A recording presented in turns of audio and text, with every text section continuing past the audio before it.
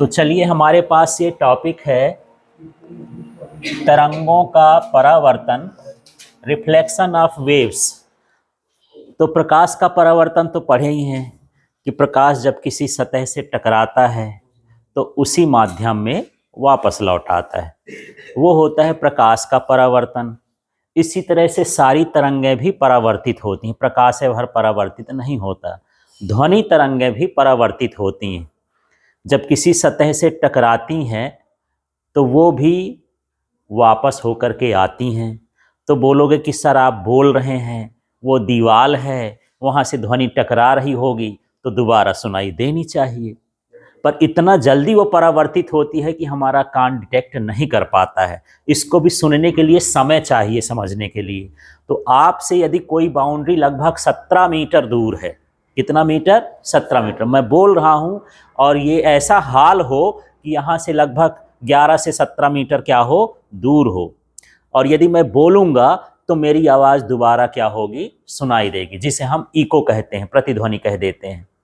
ठीक है, कभी जाओ माने पहाड़ों वहाड़ों में चले जाते हो और यहीं से चिल्लाओ तो दोबारा आवाज़ रिपीट होके आती है कि नहीं? तो क्या आपका भूत खड़ा है वहाँ की वो बोलता होगा कि हाँ ये बोला है, मैं रिपीट कर देता हूँ? वो किसी सतह से माने उस पहाड़ से टकराती है और दोबारा लौट करके चली आती है। जो बड़े बड़े हाल होते हैं वो गूंजते हैं। गूंजने का मतलब यही हो गया कि जो साउंड निकालते हो उस साउंड का क्या हो रहा है, रिफ्लेक्शन हो रहा है। तो जब लंबी दूरी हो जाती है तो रिफ्लेक्शन हमको सुनाई देता है, पास में भी रिफ्लेक्शन होता है तो इतना जल्दी होता है कि हमको सुनाई नहीं देता है, पर तरंगें रिफ्लेक्ट होती हैं। ठीक है, समझ में आ गया? तो तरंगों का ये परावर्तन है। तो तरंगों का परावर्तन हम दो तरीके से समझ सकते हैं। दृढ़ सीमा से परावर्तन, कहने का मतलब ये है कि मान के चलो कि ये एक कोई दीवार है, यहां से हम रस्सी बांध दिए हैं, कहना चाहिए, दीवार से, और यहां से हम हाथ से हिला रहे हैं।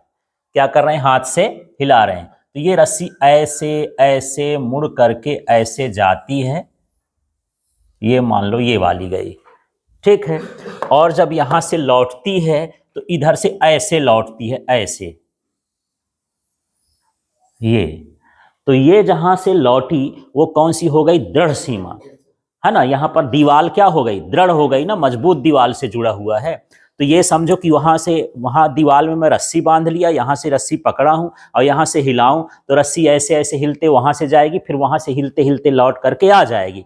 तो यहां से जो गई वो आपतित कहला गई, जाने वाली को क्या बोलते हैं? आपतित। और लौट के जो आ गई वो क्या कहला गई? परावर्तित हो गई। लेकिन जहां से परावर्तित हुई वो भाग क्या है? दृढ़ सीमा है। दीवार क्या हो गया? दृढ़ सीमा हो गया। तो यही कहलाता है दृढ़ सीमा से परावर्तन।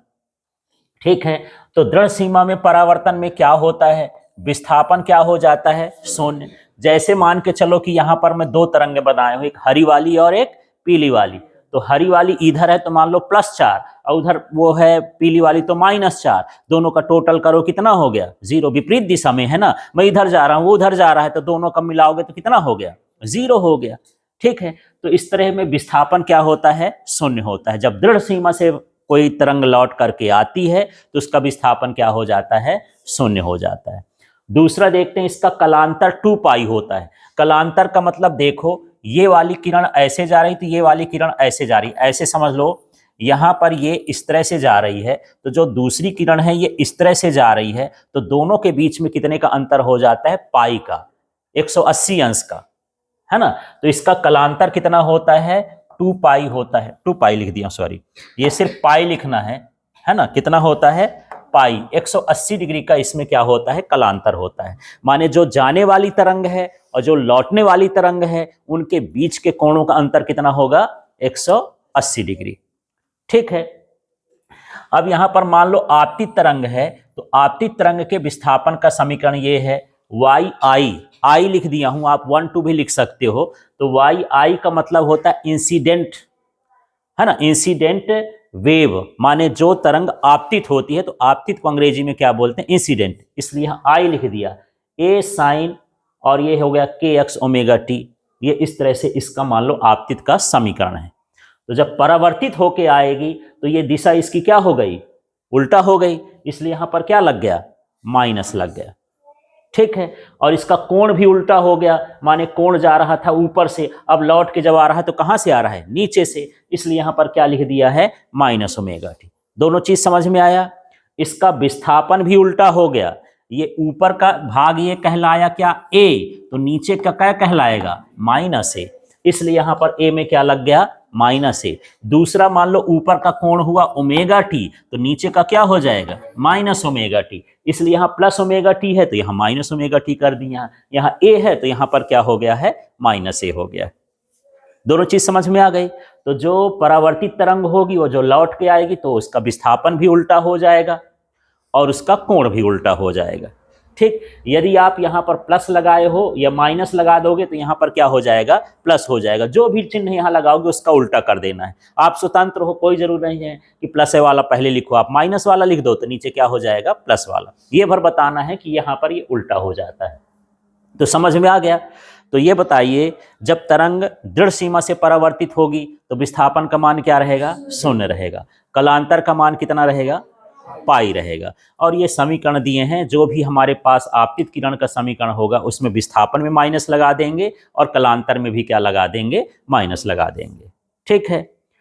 अब ऐसा हम करते हैं कि मुक्त सीमा से परावर्तन हो, reflection of waves through the free boundary, है ना। मतलब यहां पर ऐसा है कि एक रस्सी में बांधा, ये किया हूं, ऐसे झुलाया हूं, नीचे बंधी नहीं है। पिछली बार क्या थी, जैसे मान लो एक रस्सी का सिरा मैं ये पकड़ा हूं, एक रस्सी का सिरा वहां बांध दिया हूं, तो ये हो गया रिजिड वाली, सीमा बंद हो गई। अब मैं ऐसे ऐसे हिलाऊंगा तो इस तरह से हो जाएगा। अब दूसरा ये हो गया कि यहां पर रस्सी तो है पर नीचे बांधा नहीं हूं, नीचे बांधा नहीं। अब उसको मैं हिलाऊंगा तो वो भी यहां से हिलेगी, फिर लौट करके ऐसे ऐसे ऊपर लौट करके आएगी, ऐसे तरंग वापस आएगी। माने यहां पर जो सीमा है वो क्या है, मुक्त है, बंधी नहीं है। जैसे पर्दा टंगा हुआ है तो उधर से पर्दा तो है लेकिन नीचे का हिस्सा क्या है, जुड़ा है जमीन से, क्या नहीं जुड़ा है। अब मैं ऊपर से यदि पर्दा हिलाऊंगा तो नीचे तक हिलते जाएगा, फिर नीचे से हिलते हिलते कहां तक जाएगा, ऊपर। ऊपर क्यों जा रहा है, क्योंकि वो परावर्तित हो गई तरंग। ठीक है, बस यही हाल है। तो यहां पर परावर्तन किससे हो रहा है, मुक्त सीमा से, माने इसकी जो बाउंड्री है वो फ्री है। ठीक है। जैसे मान के चलो कि यहाँ पर बांसुरी बजाते हैं तो बांसुरी से ध्वनि वहाँ से टकराई, टकराने के बाद फिर वो निकल के हवा के द्वारा कहीं भी चली जाती है। इस तरह से मुक्त सीमा हो गई, ऐसे हो गया। या फिर एक ठो बाजा होता है यार, जिसको कांगो बांगो बोलते हैं ना, ऐसा ऐसा रहता है, 3 ठो रहता है इसमें।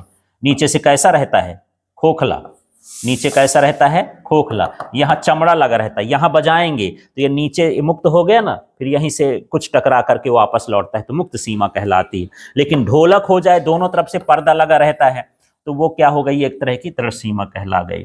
तो चलिए, जब मुक्त सीमा से परावर्तन होता है तो विस्थापन का मान कितना हो जाता है, विस्थापन कितना रहेगा, 2 गुना रहेगा। समझ में आ गया। ठीक है। और कलांतर कितना रहेगा, शून्य रहेगा। मतलब यदि आप किसी किरण को ऐसा जाने देते हो, ऐसा, ठीक है, एक बहुत छोटा बन गया,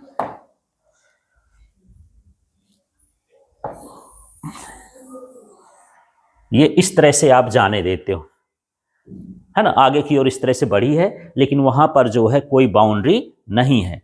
फिर भी ये वो उधर से जब लौट के आएगी तो जैसा ये ऊपर से गई है ना, वैसे ये ऊपर से ही लौट के आएगी, ऐसे ही। सॉरी, इसको थोड़ा उसी में बता देता हूं, इसको एक स्टेप और बढ़ा दूं। ये है जैसे, है ना, अब इसको लौटना है तो जब ये लौट के आएगी तो इसी रास्ते से वापस आ जाएगी, इसके इसी रास्ते से, ऐसे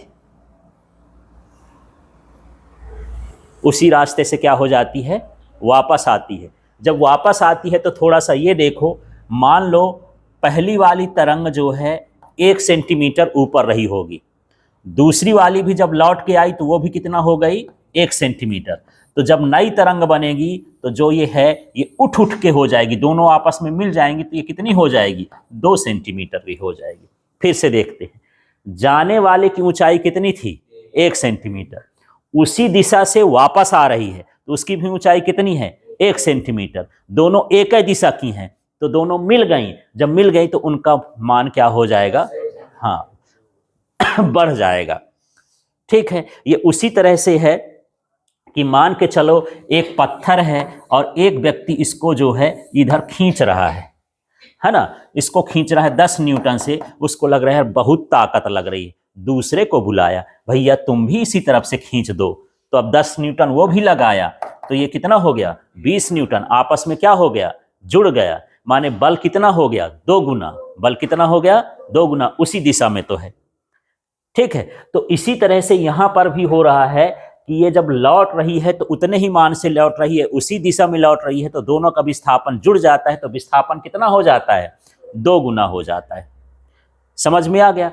अब यदि ये सोचे कि भैया तुम उधर खींचो मैं इधर खींचूंगा, अब ये कहां जाएगा, कहीं ना जाएगा, उल्टी उल्टी दिशा, जैसे इसमें होता है, दिशा इसमें क्या है, एक दूसरे की उल्टी है, कि ये पेन है, एक व्यक्ति उधर खींच रहा है, एक व्यक्ति इधर खींच रहा है, दोनों की दिशा कैसी है, अलग अलग है, विपरीत है। बराबर भी बल भी क्या है, बराबर है, कहीं टस से मस होगी, ये नहीं होगी, विस्थापन का मान क्या रहेगा, शून्य रहेगा, उसमें विस्थापन का मान क्या हो गया, शून्य। अब बोले नहीं यार तुम उल्टा खींच रहे हो, इधर से आओ, इधर से आ गया, अब दोनों लोग मिलकर खींच रहे हो, कैसे होगा, उसके बल का मान कितना हो जाएगा 2 गुना हो जाएगा।